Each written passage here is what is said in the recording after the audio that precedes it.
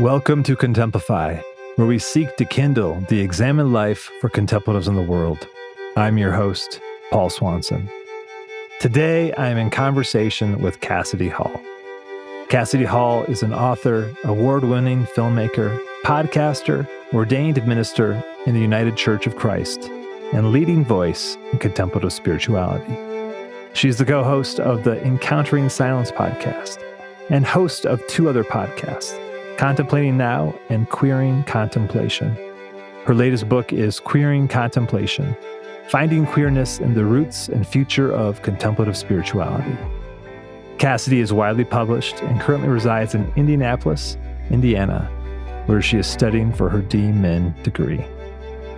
In our conversation, Cassidy and I talk about what drew her into contemplative spirituality and what expanded its horizons, falling head over heels with a tree, and the gift of queering contemplation, and so much more.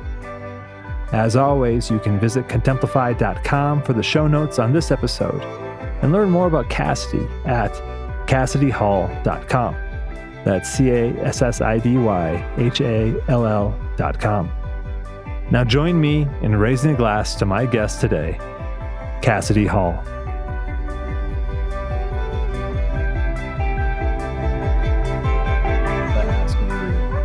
What is the context and location that I'm finding you in today? The context and location. I am located in Indianapolis, Indiana. And the context, I like that. Gives it some texture. It is a sunny day. And what else would I say about today? A sunny Friday, and I'm looking forward to getting outside more today. For that very reason. When you say go outside, what's the first thing that you like to, like if you have a free afternoon outside, what do you go for? Yeah, I love to hike. And as you can imagine, there's not a ton of hiking nearby here, but there's a little bit. And I just love walking, listening to the birds. One of my most recent practices is being quiet enough to be aware of how many different bird songs I'm surrounded by. So being quiet enough to distinguish different bird songs and say, okay, I'm surrounded by 5 different types of birds in this moment. Yeah. I love that. I know that you mentioned that in the book as well. The tuning of the ear to the bird song and the quietude of that. Do you use the Merton app? Have you done that for? I do. I think it's amazing. I love it. It blows my mind. I love it. I feel like such a nerd when I do it, but I just love it. I love recognizing and, playing the sound to hear, is that the same bird? And yeah, it's great. Yeah. That to me was like, I'm not a big app person, but that one is remarkable and a gift whenever I engage with it. There's another one for plants or trees that I like quite a bit, and I'm trying to remember what it's called, but yeah. That's cool. I don't know that one. And if you think of it, let me know. Yeah, I will. That's another thing. It's similar, but for plants and trees, so you can take a picture of a leaf and know what you're looking at. Wow. That is a great use of technology. It really is. I so appreciate you talking about just even opening up about going outside and then how that leads almost immediately to this sense of a practice of listening. A question that I always find fascinating just because there's so many different ways of defining contemplative. When you hear that word contemplative, is this a moniker that you are willingly take on? Is this something that you like to be called? Or how do you relate to that word contemplative? Yeah. I was just talking with someone yesterday about the ways in which the word contemplative is a little bit inaccessible. I remember having a conversation with Taylor-Stinson, who is the spiritual directors of Color Network founder, about mysticism. And she said, mysticism is a word that kind of seems spooky to people. And I've thought about the ways in which contemplative or contemplation can kind of feel like this inaccessible word, this inaccessible expression of identity. And yet once I have moved my life and deepened my life into what it is, yes, I'm happy to use that language. And I want to express it in my life as a more accessible, a more possible, a more pre-existing word in all of our lives. I like to say that contemplation is something we are all already doing. Contemplation is me pausing to look at the elm tree outside my window. It's the taking a deep breath when we're folding laundry. These moments of contemplation are already happening. And I think that the semantics that we add to it can sometimes make it seem like this really formal thing when it's something that we're all already doing. And that's not to take away from the importance of practice. It's not to take away from the importance of rhythm and really deeply engaging in those things. I think for me, it's just a way of encouraging us that we are already on our way. Mm-hmm. I really appreciate that sense of like the givenness that is naturally there, and then the practice as a discipline to help create the conditions or habituate ourselves to it. I think it's Tessa Bilecki who says contemplatives are not unique, but each person is a unique type of contemplative. And I think that like inherent contemplativeness, hopefully, I feel it for myself, like removes a lot of kind of the specialness around it, or the perceived specialness. Yeah. That there's a way that we can just kind of awaken into it and just deepen what's already there. Yeah. And thinking about your journey and the things that have formed you, this is like one of my all-time favorite questions I'd love to ask everybody. And so I celebrate it for myself every time I'm going to ask it. But if someone were going to teach a class on the formation of Cassidy Hall, what would be the 3 mandatory works, either readings, art, places, people that formed you that would definitely be on that syllabus? Wow. That is one heck of a question. Let's be honest, that's one hell of a question.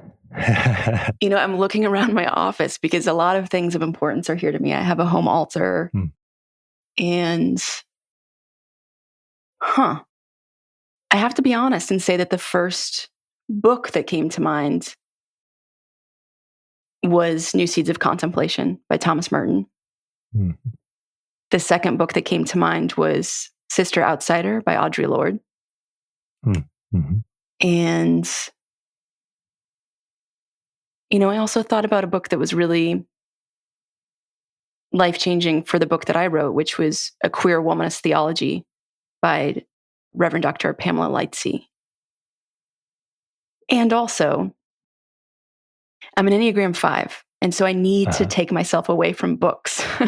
Yes. I need to get myself into embodiment. So I wouldn't want to choose all books, which I just did. Let's expand it. Let's add a few more of other things, non-books. What would be there for you?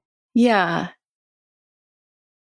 There's few times in my life where a piece of art has moved me to tears, and that kind of like an inexplicable place of tears, a place where I have no idea why it's moving me so deeply. So, and that's been a few works. That's been a work by a local artist here in Indianapolis. That's been a work by Georgia O'Keeffe, I can remember. And that kind of movement into my body, I think is really, really important for me. So, the specificity is what's so hard. I think the other piece would be just going for a hike. A hike or a walk or a wander, something that is not pressured, not something that's so much exertion that you're not remaining in your body. I find that hiking for me is a place where I really metabolize feelings and move through things in my body. So, so some reading, some art, and a hike. Yeah. Sounds like a good day to me. Yeah. I was hoping for the all-important question of What drink am I going to pair with this conversation? Oh, it's coming. Okay, good. Good. That will be arriving, and I cannot wait. So it's really fun to hear that the books that have formed you, that art has a place where it evokes tears on particular occasions, and that nature is always calling as a place of further embodiment. When you think about the rhythm of your day and practices, it could be a traditional practice or one that is kind of unique to you. What practices are currently life-giving to you in your way of being in the world? Yeah. Two practices I would say are incredibly life-giving right now. And one is the good old cheesy cliche, waking up and starting with gratitude. And I sit and I write down at least one gratitude for the day. And oftentimes you're going to see sunrise or birdsong or something like that. But that has become a really, really important practice for me. The other thing I do is I write down a feeling and I write down a goal for the day. So that's really important for me because, again, as an Enneagram 5, moving into my body is really important. So when I engage first thing in the morning with what I'm feeling in my body, that's important for me to know, remember, and begin with. And then I just tossed a goal on there to kind of have something to look forward to. Can you share an example of what a goal might be for a day? Yeah. There's been times in my life where I'm in a place of maybe isolation where I know I need to reach out. And so a goal on a day like that might be reach out to friends, or might be plan something with friends, or it might be something related to that. Sometimes it has to do with the feeling. I recognize the feeling and then I'm able to say, okay, what can I do about this feeling if it's maybe difficult? So, yeah. The other practice that I am just really, really grateful for right now is I do a sit at my local Zen center called the Indy Zen Center. And I do that on Monday nights. And that group has been such a balm and such a spacious container for me to be in. And it's amazing how within practices, there are multiple practices. Yeah. For instance, I typically always sit by this one guy. And there's something that's kind of wonderful and safe about that. Like, I know I'm going to sit by him. We don't talk about it, but we just both know we're going to sit by each other. Yeah. It's like a practice buddy system. It really is. Yeah. It really is. Yeah. I found that Zen meditation sits or silent meditation sits or silent prayer sits without structure like that have been really, really important and helpful for me. I learned centering prayer back in 2012, but it's too structured for me. Yeah. And I realized that it didn't allow me to move through what I needed to move through to get to the place of surrender, to get to the place of release, to get to the place of non-attachment. Yeah.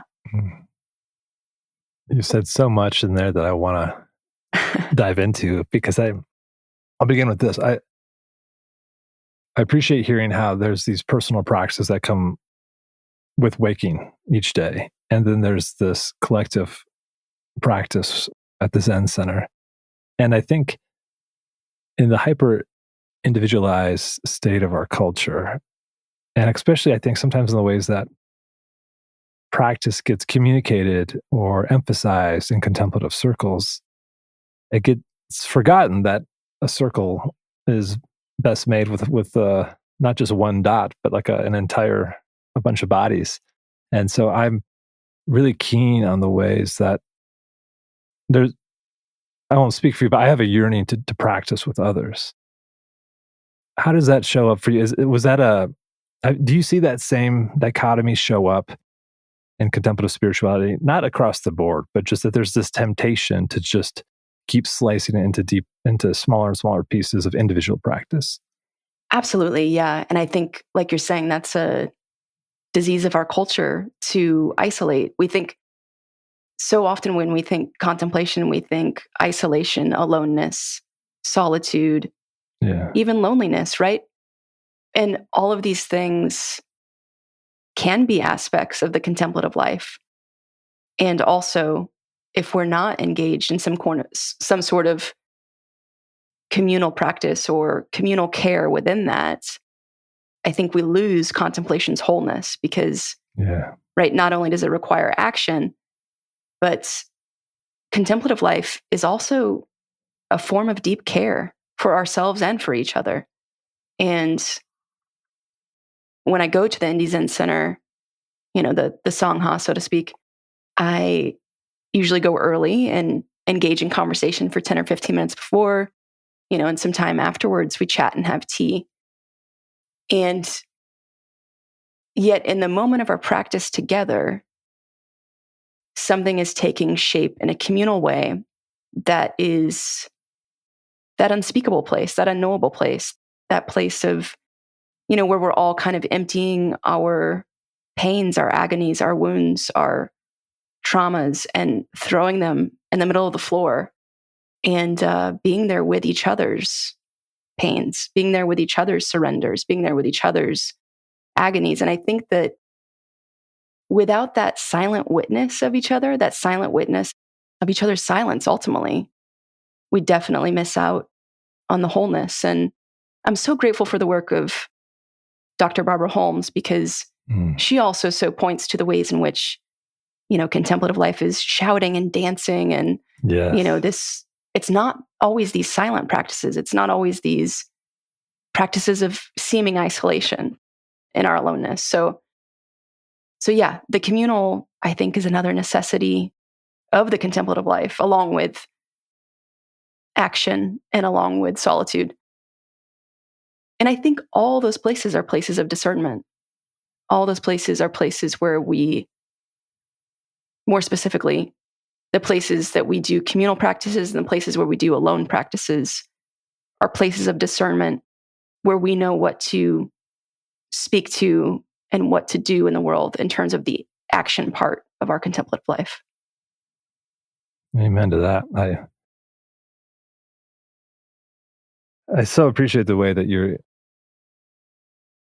naming all these things that are so, I feel like, essential and sometimes just get forgotten because of the individual way that these practices can be taught, and the bearing witness that you spoke to, and invoking Dr. B's name, and her work on crisis contemplation, I think, is a must read for anyone seeking to be a part of contemplative spirituality. Absolutely. The other thing that you had mentioned prior was on centering prayer not being for you. And I think that is a wonderful thing, because there's ways in which they almost got like this rubber stamp of the official practice. And there's nothing wrong with it for those who it engages their accesses a process to surrender to mystery. Absolutely. I'm all for that. Yeah. But if it's not for you, don't grip it tighter. Yeah. That there's a multitude of practices that can help. It's funny because it's like speaking out both sides of our mouths, right?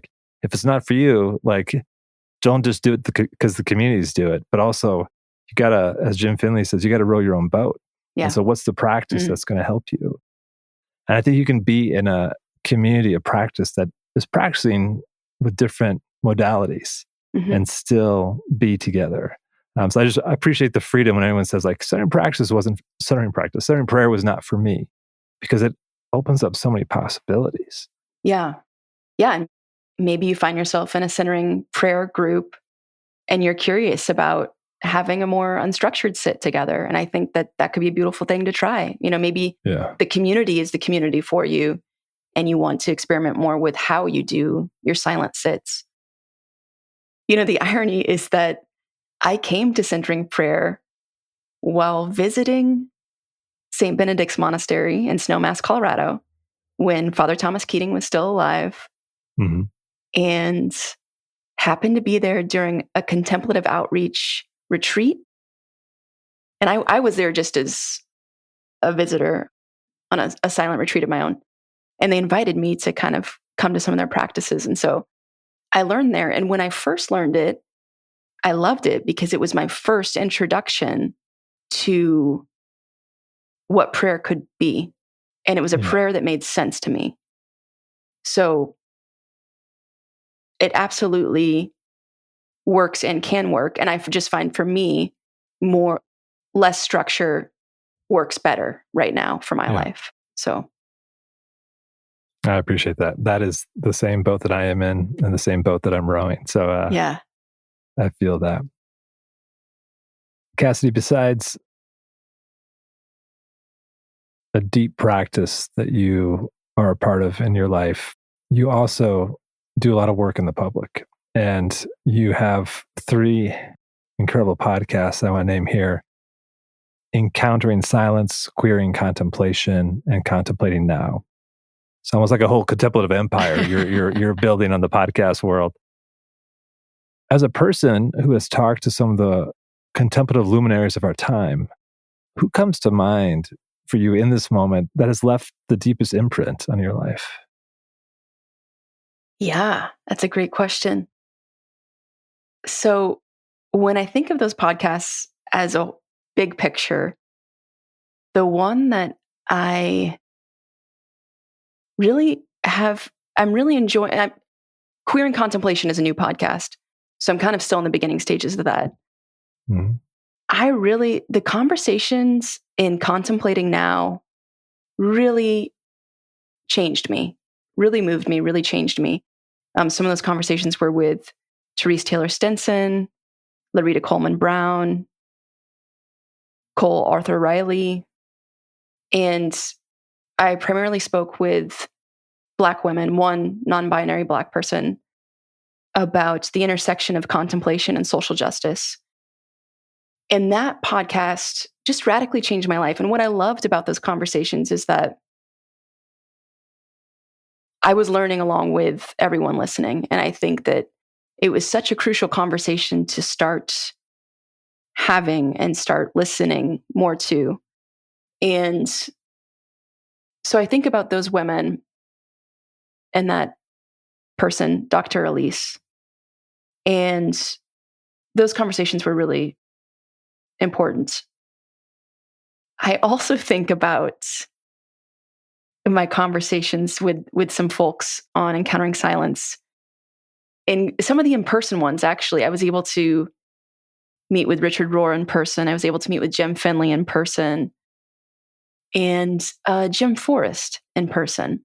And those were really, really moving conversations. And I think as a queer white woman, I am often quick to criticize the contemplative tradition for yielding to primarily cisgender, straight white men as the primary voices in the contemplative world. And that's who I came to the contemplative world through, obviously, Thomas Merton. And just because my voice was not included in that piece doesn't mean that origination is lacking wisdom, doesn't mean that it's lacking truth or insight. Yes, it's lacking wholeness. It's lacking the whole vision of contemplative life. So all that being said, I'm just saying that meeting these men in person, talking with these men in person, was really moving. And primarily because I saw the emotion of their life. I could feel that contemplative engagement on this really, bodily, embodied level that you can't read on the page. I remember talking with Jim Forrest, rest in peace, about the Eucharist. And the way Jim Forrest talked about the Eucharist was like a romance novel, and he started crying. He talked about taking the Eucharist with Dan Berrigan in a very small apartment or something. It was a really beautiful story.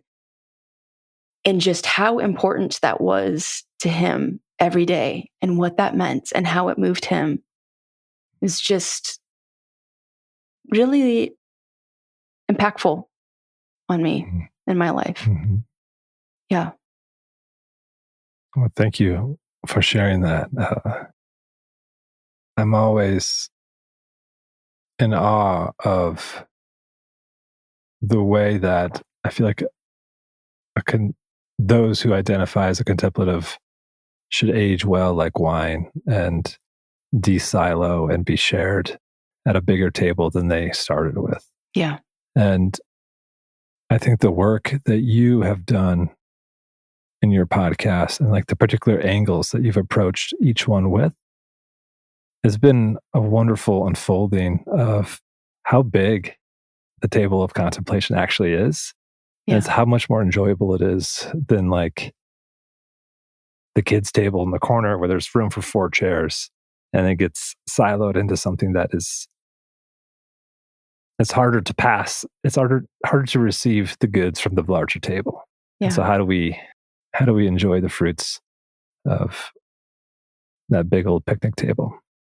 And I think I've run the end of that metaphor of the table. That's about as far as I can go. I've also, in the most recent podcast, Queering Contemplation, I've loved how much I'm still learning, right? I may be a queer woman, I'm a queer white woman, and I'm learning from so many other perspectives and experiences of what it means to be queer, what it means to be a contemplative.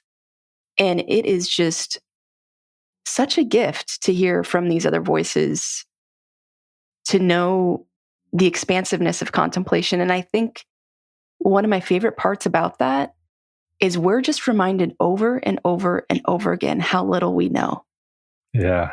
And how deep and wide and unfathomable contemplative life is.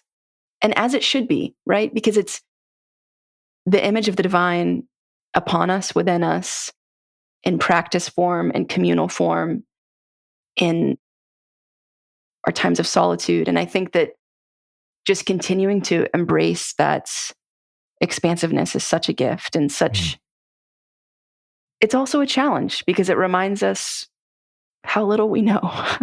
Yeah. Yeah. Well said. Well said. And I think that's been my growing edge as a straight white man steeped in the contemplative spirituality of straight white men. Yeah. And that has been the circle of support that welcomed me into the contemplative tradition. And it took a while for me to be able to see that everyone seemed to look like me. Yeah. And so that's usually not a very fun party, or the conversation can get old. And to recognize the expansiveness that is a gift for me to sit with my ears perked to a perspective that I hadn't considered, had never lived, and the wisdom that's there and waiting. Yeah. And the action that can spring forth from knowing that, as you were saying, like a little corner of truth is not enough. Like the truth is so big. God is much bigger than I can understand. Mystery is so much bigger. So how do I keep shedding the layers of my biases and the things that I can't see? I want to be continually awakened. And to me, that is the heartbeat of contemplative spirituality, is that desire to always see anew, to always have ears that hear in new ways, to how the Spirit is blowing through and in everyone. Yeah. And also, for me, it's also remembering to not shut out some of the wisdom of old, right? For me, it's also remembering, okay, why was it so meaningful that Jim Forrest wept when he talked about the Eucharist?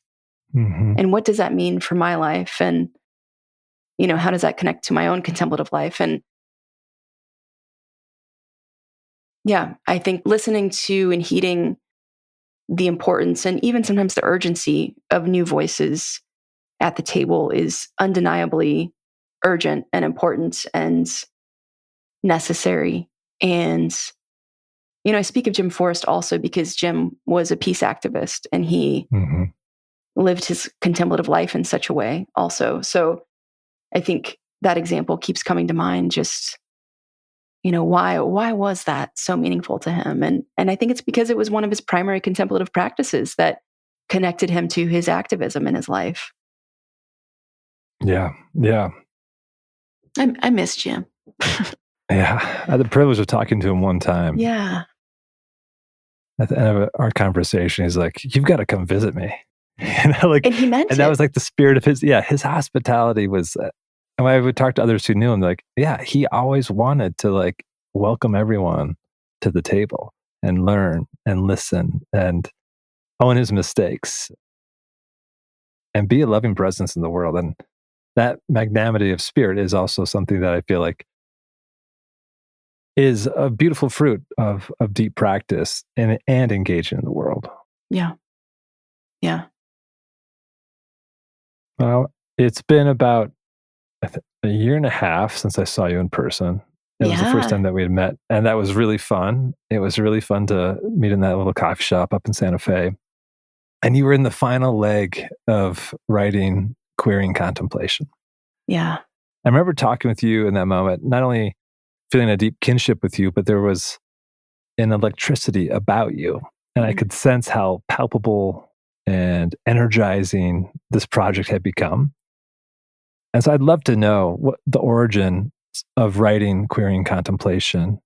What was the seed of that project that got planted and you were like, I have to write this book?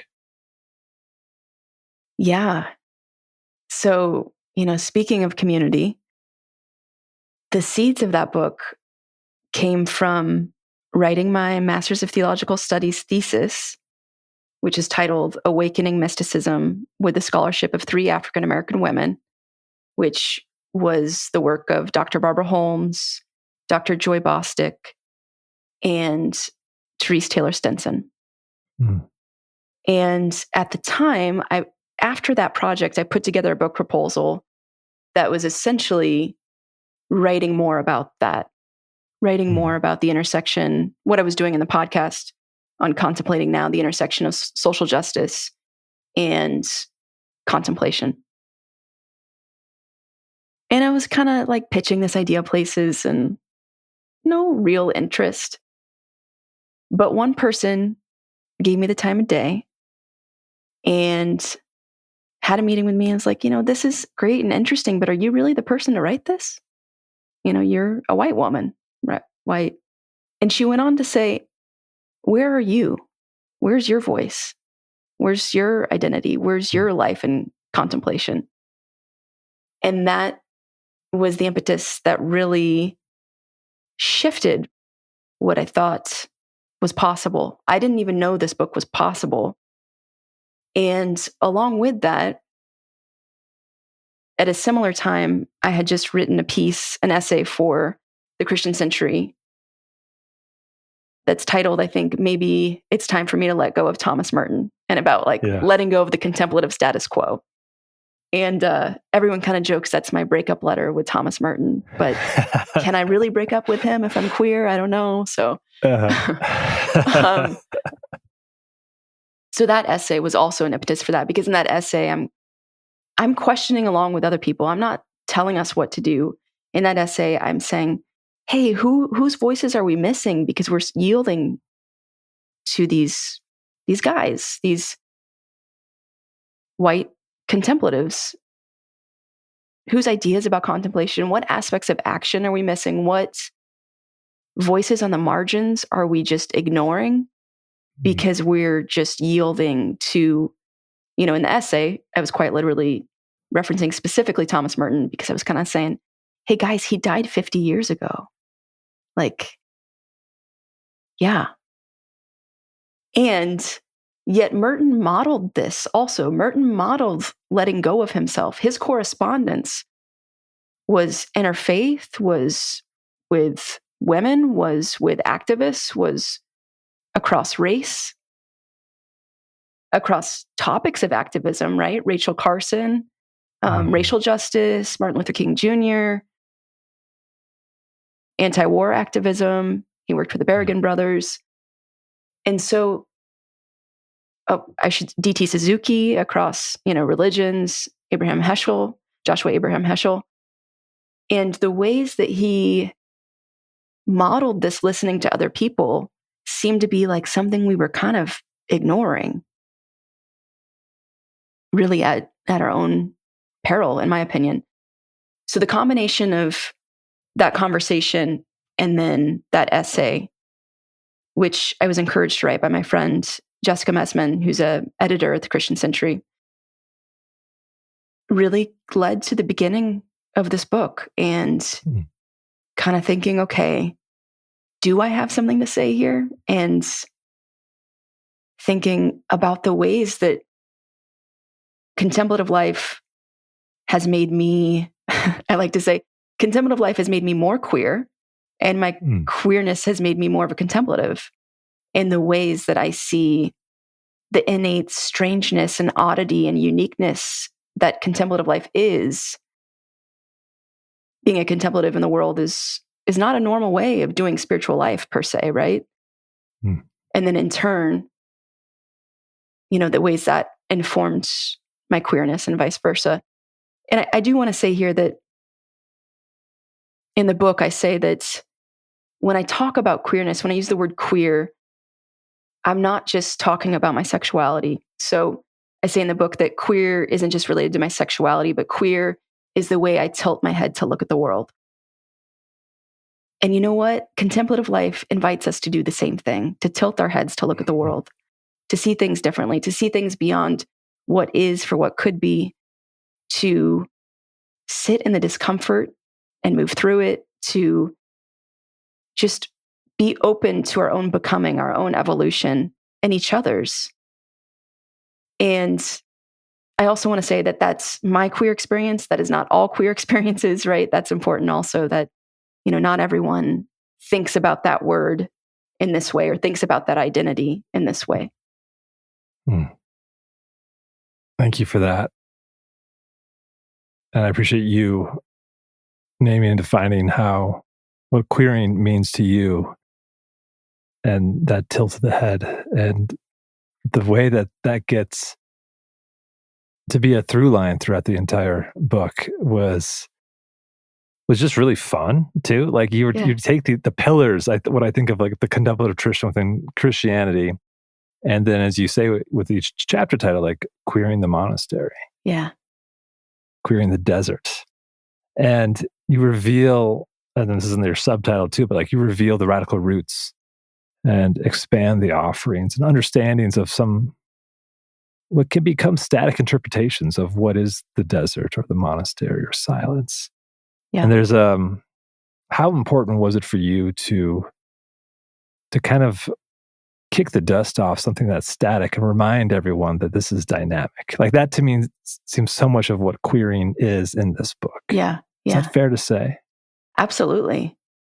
Absolutely. I think we get so stuck in knowing or making assumptions about things. For instance, the desert fathers and mothers.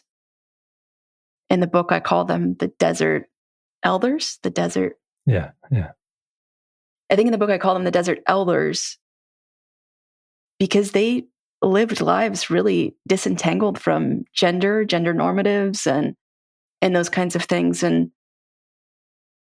they lived in community. They were the original weirdos and the original Christians that were really focusing on communal care, really focusing on daily rhythm and recognizing their need for solitude and community and communal well-being. So I think looking at things like the desert elders with our head tilted, we can also see the ways that their lives were structured on liberation, right? They essentially left empire that was harming them and telling them what to believe and how to believe it.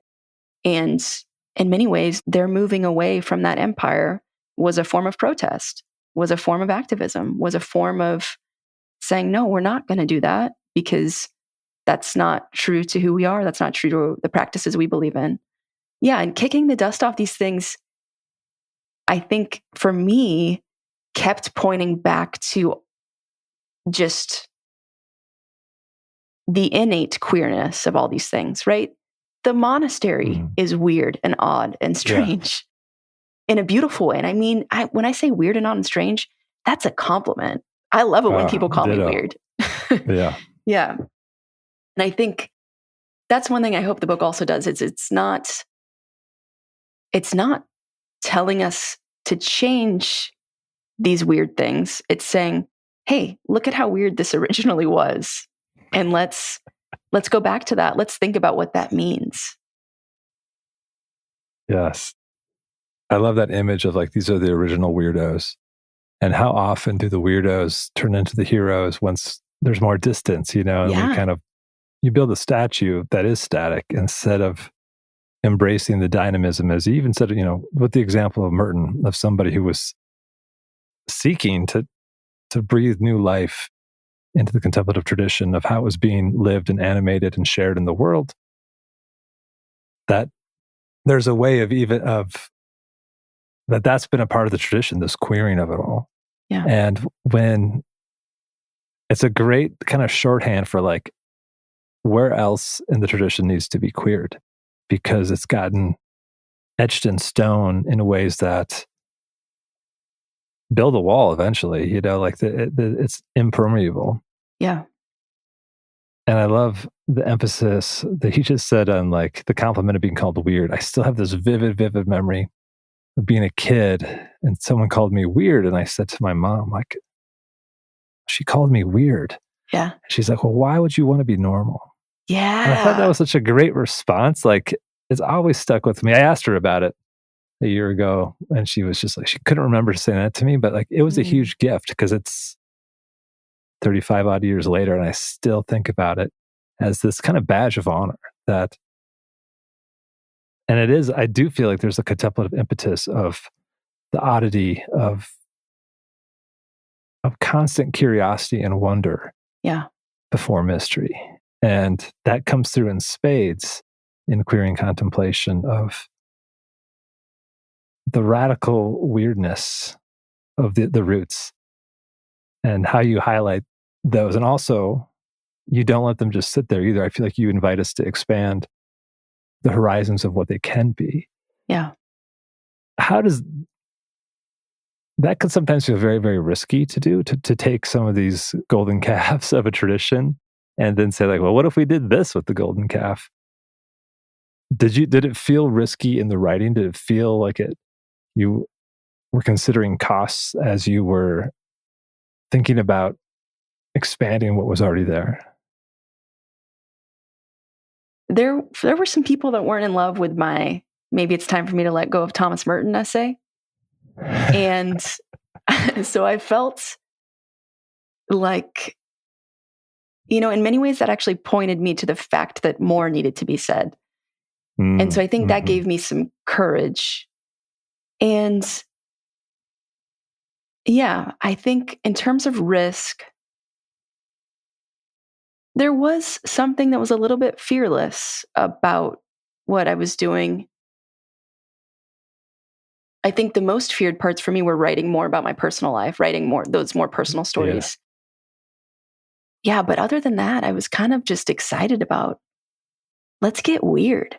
Let's make contemplation weird again. Like, come on. Yeah. And, speaking of what you just mentioned about statues, and I'd love to share a story about something that was really inspiring to me in this book that I shared in the book. Oh, yes. Please. Is that okay? Yeah, I love this story. Yeah. So when I lived in California, so the story is kind of goes back to what you were saying, Paul, about statues being impermeable and our inability to change what seems so stagnant in our lives or what seems so certain in our lives. And, for instance, the ways we even identify ourselves, whether it's by our jobs or by our genders or by our personalities or whatever that might be.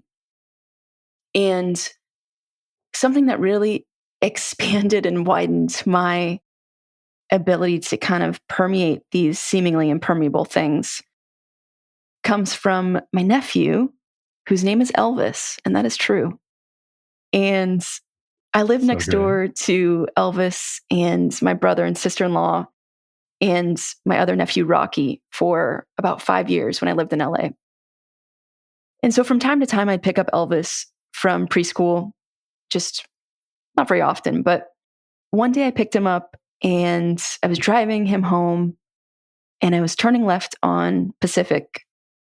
And I thought, oh yeah, I'll go by this Santa Monica statue because we're in Santa Monica. And this will be a great teaching lesson to tell Elvis that this is who the city's named after, Santa Monica. So I drove by the statue. I said, Elvis, you see that statue? That's Santa Monica. That's who the city's named after. And immediately he just goes, he called me TT as an auntie. He goes, no, TT, that's God. God's a girl. Don't you know that? I was just like, yeah, I don't disagree with you. So about a week or two later, apparently I just wanted to push his buttons or check in with this philosopher.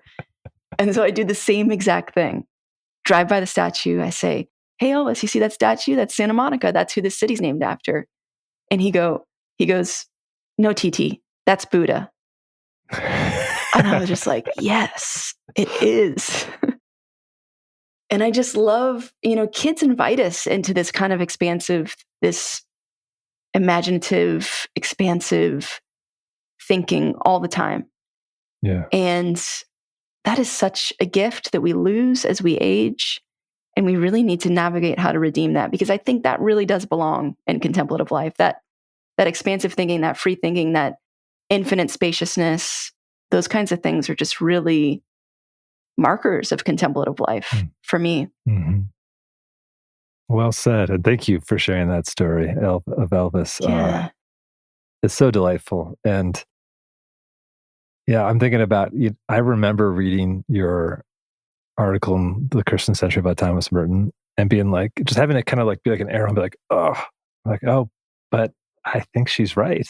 And I can still honor the gift that he was to the tradition, but also not put a period there, but a comma, and keep going and not have it be such a centralized voice. Even as I've called him as like my contemplative grandfather, and I'm still in conversation with him in ways, but sure, I so appreciated any time an article like hits me is like, ooh, that's hard to hold. And I see it, the truth in it, because the further invitation was expansion, not canceling, not a separate, Mm-hmm. And I think that is part of the best of the contemplative tradition, is to keep, as we've been saying, keep that blossoming alive.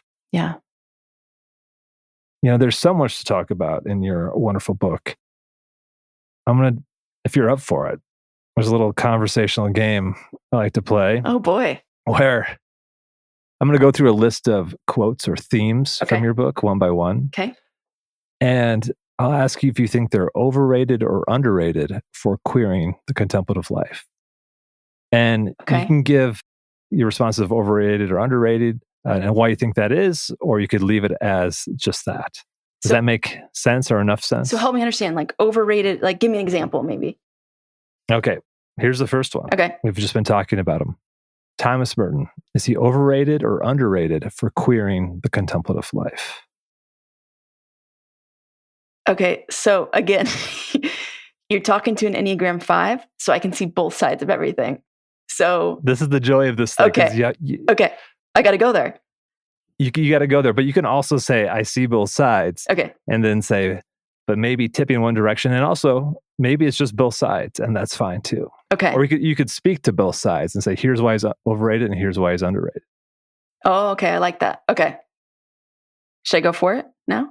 Let's go for it. Okay. So Thomas Merton, overrated or underrated for queering the contemplative life?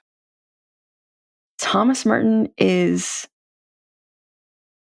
overrated for queering the contemplative life and underrated in the ways that we minimize some of his more radical pieces and radical sentiments. Love it. Next one.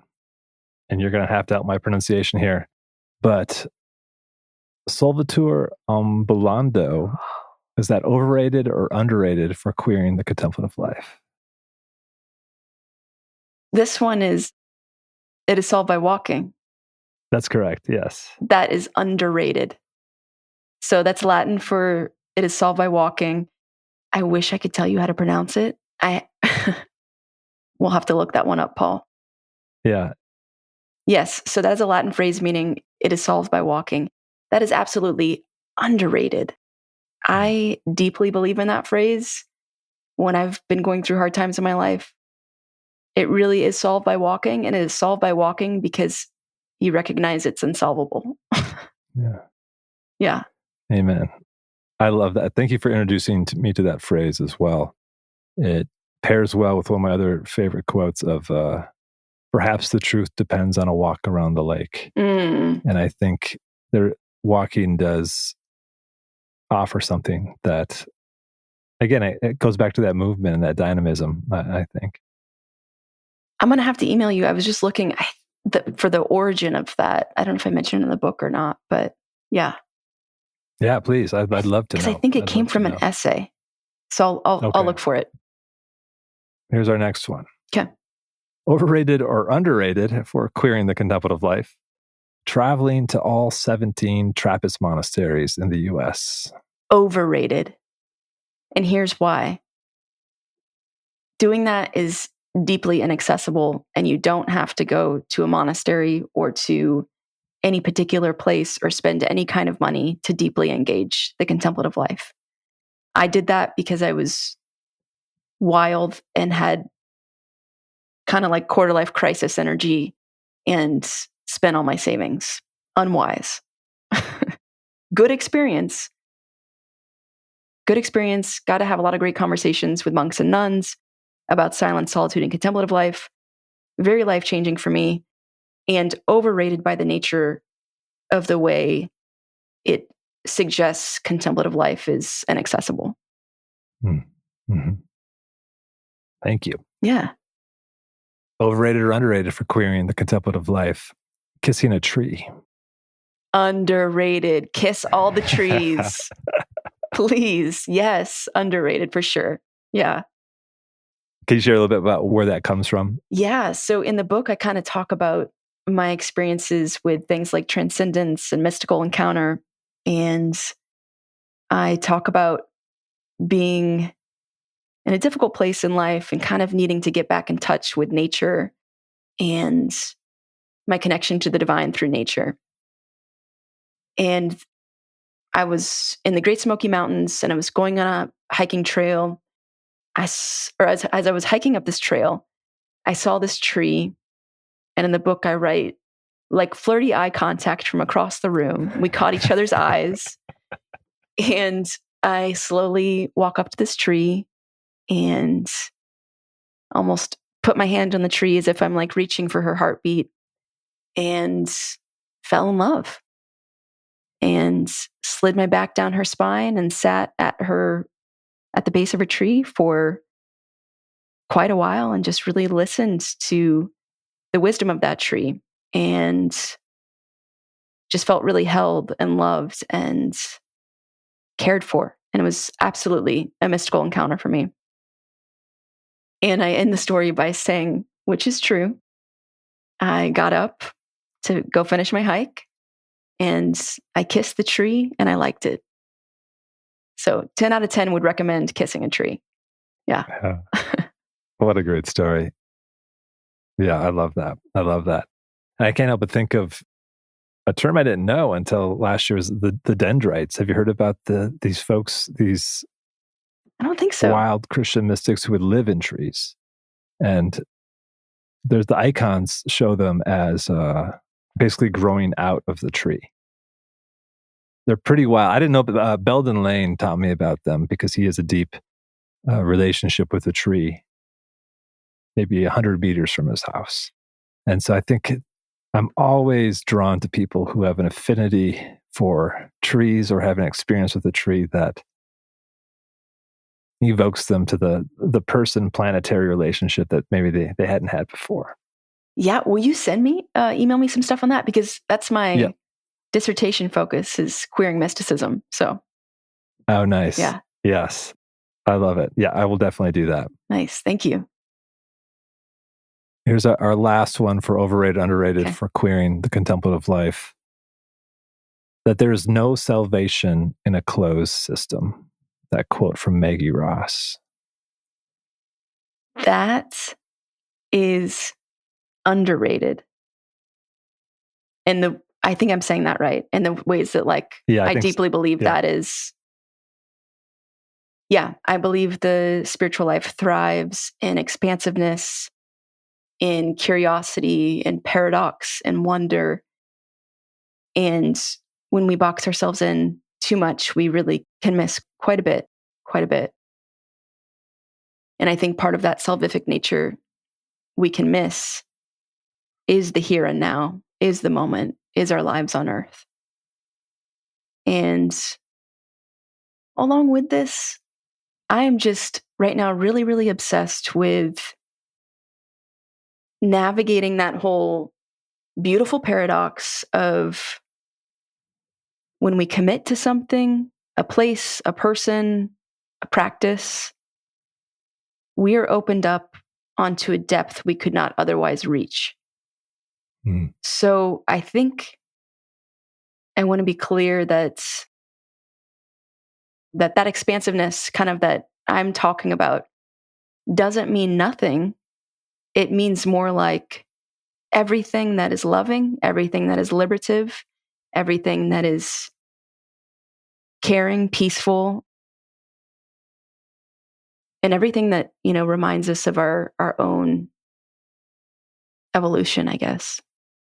But I was just writing about this morning. I'm really interested in what is it about that both and, that paradox of saying, okay, contemplative life ought to be free, expansive, open, queer, wondrous, delightful, liberative, all these things that seem so large that we wonder where we are.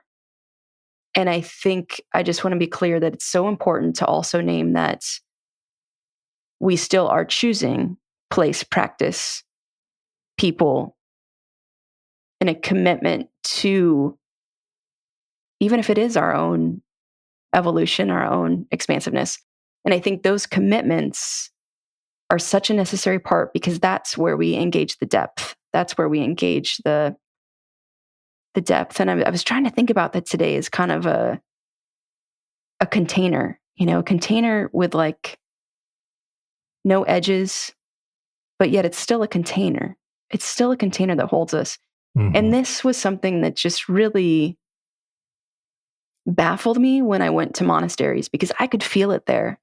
I could feel that sense of freedom in the monastery, despite the bells calling to prayer 7 times a day, despite the pattern of work, despite the having to live in this place the rest of your life and be buried there and all these things. There was this feeling of, okay, there's something here that's in touch with a deep freedom, with a deep depth that cannot otherwise be reached without this commitment. And I just think that's such a powerful aspect of the contemplative life. We do make commitments to values, to place, to people, to practices, and that doesn't go away when we talk about queering it, when we talk about this kind of vast expansiveness or this curiosity or these words that kind of seem like we're letting go of something. Because to me, it's a deeper commitment in the ways it's a deeper commitment to my own identity and understanding of what I am doing. I don't know if that makes sense, Paul. It does make sense. Okay. It's beautifully said. Okay. Beautifully said. Yeah, I'm just been pondering around the sense of a vowed life. There's ways that I believe that vows can change you because it provides a certain clarity that allows you to deepen in that commitment, but it doesn't erase any of the particularity or the weirdness that can still be inhabited within that commitment. And there seems to be an allergy around commitment in a time where we have so many options. So it's like the more options, the better. And I know this has been written about in so many ways, and so many studies have been done on this about the having so many choices can sometimes like either kind of infantilize us or freeze us. And I know for myself, like I had a really hard time committing like to get married.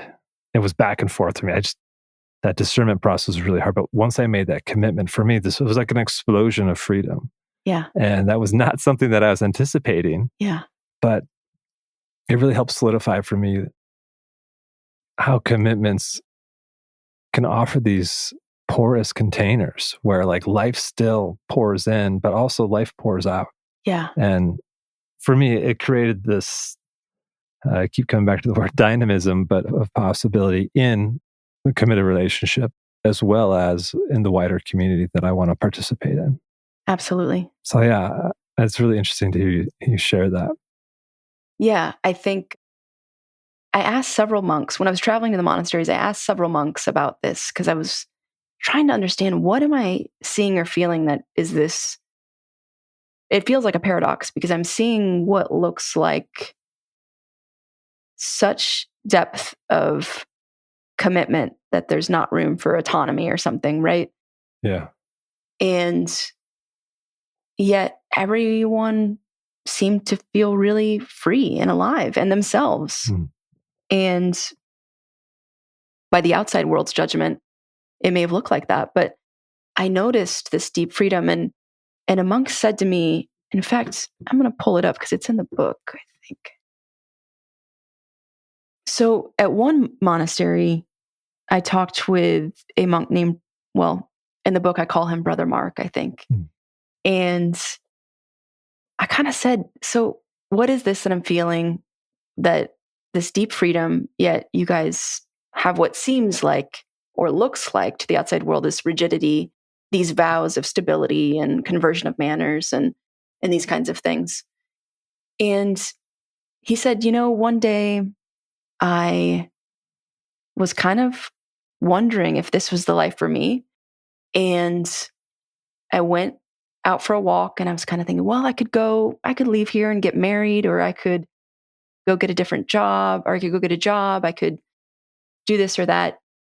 And on his walk, he came across a deer, and he said the deer looked him in the eyes.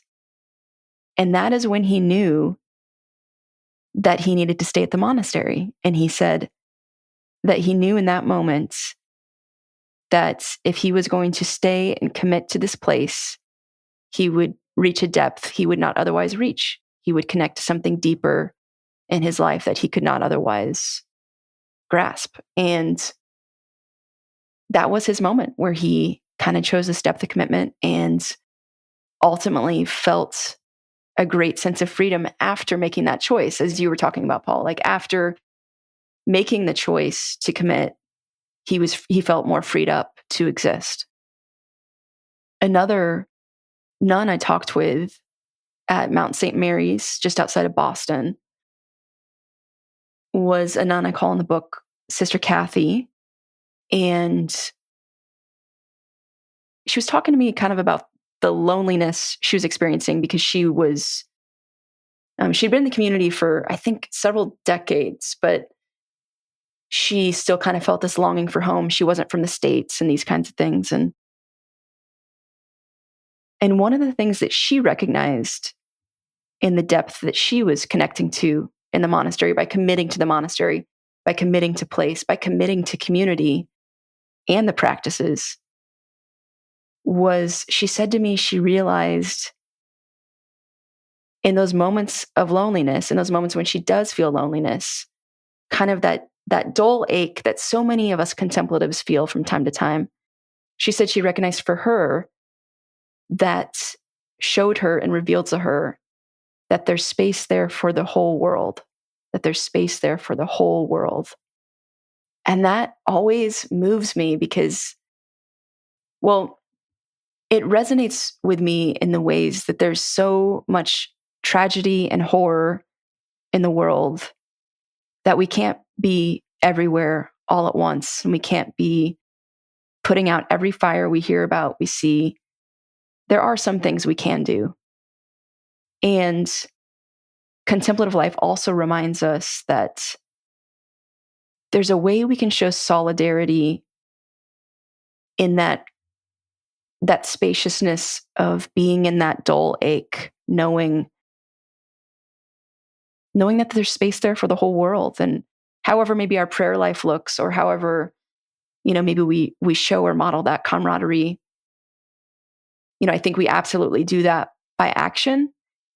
And I think the contemplative life also reveals to us that we do that in kind of this silent solidarity sometimes too. And I think both are necessary aspects of what it means to be a contemplative. But yeah, that phrase, there's space there for the whole world, is just a really, really magical thought. And to know that these monks and nuns are not unaware. They're watching the news. They see the newspapers. They know what's going on in the world. And so when she says something like that, I know that she means that in this really beautiful way of solidarity and pain. And just like another sister I spoke with, who's a Carmelite nun, Sister Barbara Jean LaRochester, who is a Black nun. I believe she, at the time I interviewed her, was 88 years old. So I think she's maybe in her 90s now. But wow. She talked about some of the challenges of being the only Black nun in her community. I think maybe at one time or another there was one other, but she talked about watching the Black Lives Matter movement happen while she was in her convent with her sisters, in her monastery with her sisters. So what she said she found while she was watching the Black Lives Matter protests was this sense of patient endurance. And she said, what happens with me is the pain I feel, that's the patient endurance. And that becomes a prayer. God, I can't be out there to walk. I can't be there to express what I'd like to say or even help. But I ask you to use the pain I'm feeling. Patient endurance is individual. It's communal. And the people that are going through this, they are out there, but they are doing this every day. I am the same way, but I am inside and I'm going through it with them. They were on the front lines and I feel the pain. And so there's kind of this monastic way of intervening is just really, really powerful to me. And I think this does go back to this idea when we choose something, we deepen, right? Because I think that there is a depth of pain and camaraderie that monastics feel in a very particular way. And I think they're reaching a really deep ache for the world. Thank you for sharing that. It's such another beautiful passage, and the beauty lies in the grounded reality of it too. That it's, as you said, the pain of the world is not hidden from the monastery, just as it's not hidden from anyone on a deep spiritual path, nor should it be. Yeah. That the ways of engaging in the suffering of the world might look different, but that is still part of the call to the life. The contemplative life is the springing forth of action that arises out of that and moves back into the contemplation. Yeah. Yeah. I think I'd be remiss if I didn't mention this in our conversation too. There's something that I thought you did that queered the structure of the book as well, is that you ended each chapter with a passage in conversation with a BIPOC teacher. And that was my understanding, as you shared, it was a way to decenter whiteness in this book. And I thought that was, even in the modeling of how you structured the book, you were querying how one writes a book. And was that something that you considered in that way? Because there's a few of those passages that landed like another arrow, that have got me musing about some of those interpretive qualities of that particular chapter's theme. The quiet and silence one, I'm still that one had me journaling for a long time, because it added to the layers that you had already set there. So yeah, I'd love to know what your thought about queering the structure of book writing and decentering whiteness in that. Yeah, I appreciate that. That felt, I don't think I could have written that book without those voices, Mm. because the contemplative experience is so vast and the queer contemplative experience is so vast. And there is so much I cannot speak to. And I don't want to pretend to be able to speak to it. And, as we're talking about other voices at the table, it was, one thing I felt also that was important was about these being kind of standalone truths or facts, because they're just such important messages for me to hear as a queer white person, to listen to other people's experiences and expressions and really value and honor that. Yeah, I also had some friends with different queer experiences read the book to ensure that I didn't speak to things in a harmful way or hurtful way. And I'm sure I still did in some places. But for instance, like the trans experience is not my experience. The non-binary experience is not my experience. And so it was really crucial for me to have those voices. The Black queer experience is not my experience. The Latina queer experience is not my experience. And I think it was just really crucial for me to do that. The beginning discussions was about kind of the typical layout of having each chapter end with a practice.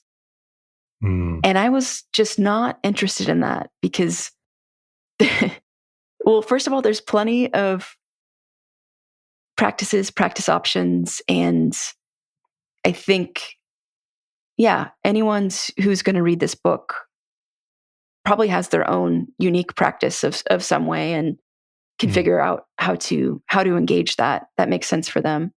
But yeah, that was a really, really important aspect of the book that, again, I don't think, and I still didn't even get the amount of voices that we need to hear from.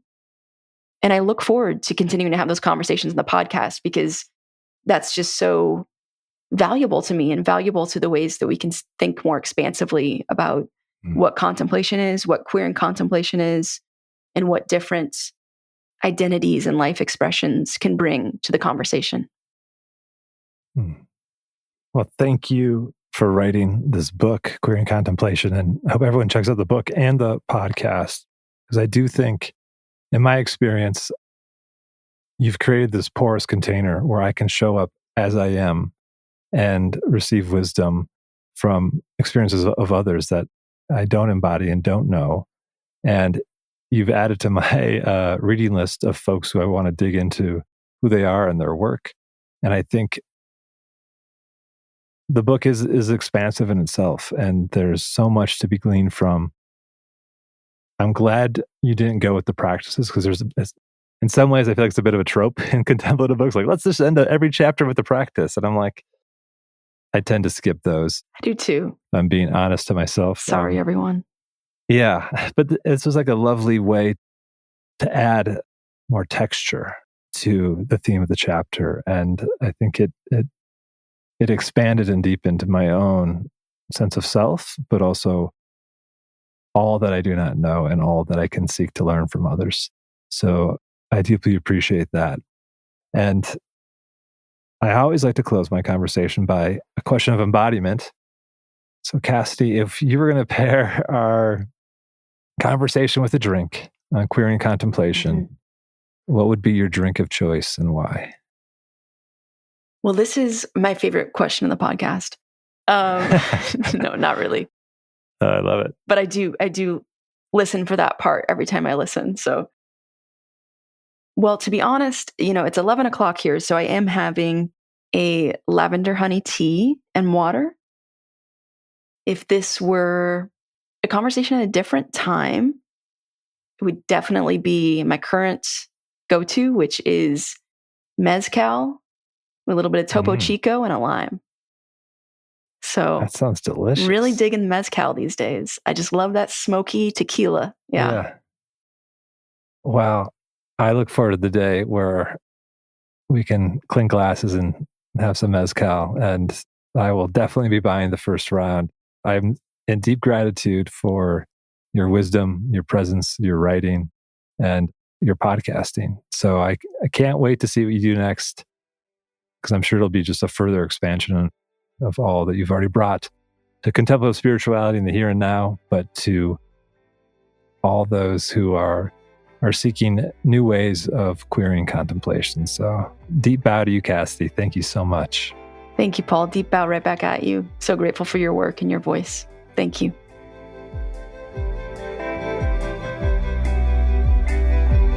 Thank you for listening to this slow-cooked episode of Contemplify. May its delights spark wonder, and may any sour patches be sweetened by their folly. Head over to contemplify.com to find the show notes for this episode, sign up for the monthly Contemplify non-required reading list, and also the weekly contemplative practice, Lo-Fi and Hushed. If you are enjoying Contemplify, rate and review it on your podcast player. The internet tells me this helps spread the contemplative cheer. The theme song for Contemplify is called Langside by Charles Enns and Darren Hovius. Fellas, thanks as always. And of course, I am looking forward to bringing you more musings and more conversations with contemplatives kindling the examined life in the world. Until then, be well.